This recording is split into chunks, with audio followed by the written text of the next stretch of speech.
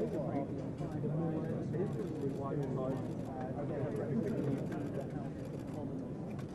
of them in the end successful. And there is watch out. Here is Theresa May stepping out from number 10 to announce her plan.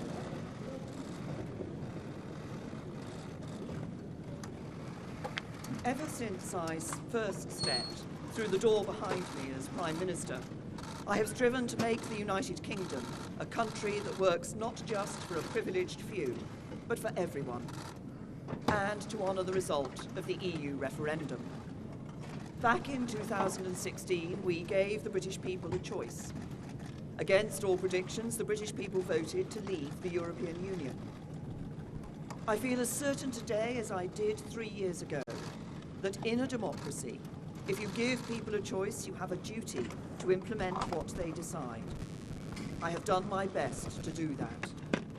I negotiated the terms of our exit and a new relationship with our closest neighbours that protects jobs, our security, and our union.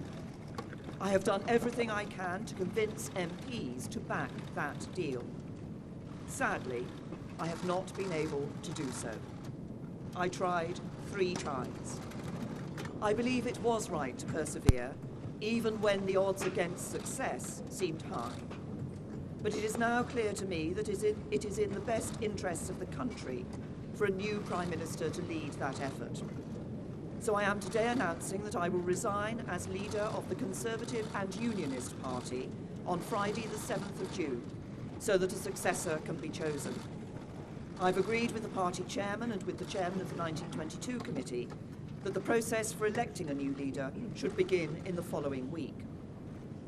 I have kept Her Majesty the Queen fully informed of my intentions, and I will continue to serve as her Prime Minister until the process has concluded. It is and will always remain a matter of deep regret to me that I have not been able to deliver Brexit. It will be for my successor to seek a way forward that honours the result of the referendum. To succeed, he or she will have to find consensus in Parliament where I have not. Such a consensus can only be reached if those on all sides of the debate are willing to compromise. For many years, the great humanitarian Sir Nicholas Winton, who saved the lives of hundreds of children by arranging their evacuation from Nazi-occupied Czechoslovakia through the Kindertransport, was my constituent in Maidenhead. At another time of political controversy, a few years before his death, he took me to one side at a local event and gave me a piece of advice. He said, "Never forget that compromise is not a dirty word. Life depends on compromise." He was right. As we strive to find the compromises we need in our politics, whether to deliver Brexit or to restore devolved government in Northern Ireland, we must remember what brought us here. Because the referendum was not just a call to leave the EU, but for profound change in our country. A call to make the United Kingdom a country that truly works for everyone. I'm proud of the progress we have made over the last 3 years. We have completed the work that David Cameron and George Osborne started. The deficit is almost eliminated. Our national debt is falling, and we are bringing an end to austerity. My focus has been on ensuring that the good jobs of the future will be created in communities across the whole country, not just in London and the South East, through our modern industrial strategy. We have helped more people than ever enjoy the security of a job. We are building more homes and helping first-time buyers onto the housing ladder, so young people can enjoy the opportunities their parents did. And we are protecting the environment, eliminating plastic waste, tackling climate change, and improving air quality. This is what a decent, moderate, and patriotic Conservative government on the common ground of British politics can achieve, even as we tackle the biggest peacetime challenge any government has faced. I know that the Conservative Party can renew itself in the years ahead, that we can deliver Brexit and serve the British people with policies inspired by our values. Security, freedom and opportunity.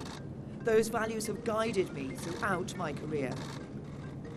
But the unique privilege of this office is to use this platform to give a voice to the voiceless, to fight the burning injustices that still scar our society. That is why I put proper funding for mental health at the heart of our NHS long-term plan. It's why I'm ending the postcode lottery for survivors of domestic abuse. It is why the race disparity audit and gender pay reporting are shining a light on inequality so it has nowhere to hide. And it is why I set up the independent public inquiry into the tragedy at Grenfell Tower, to search for the truth, so nothing like it can ever happen again, and so the people who lost their lives that night are never forgotten. Because this country is a union, not just a family of 4 nations, but a union of people, all of us. Whatever our background, the colour of our skin, or who we love, we stand together, and together we have a great future. Our politics may be under strain, but there is so much that is good about this country, so much to be proud of, so much to be optimistic about. I will shortly leave the job that it has been the honour of my life to hold. The second female Prime Minister, but certainly not the last. I do so with no ill will, but with enormous and enduring gratitude to have had the opportunity to serve the country I love.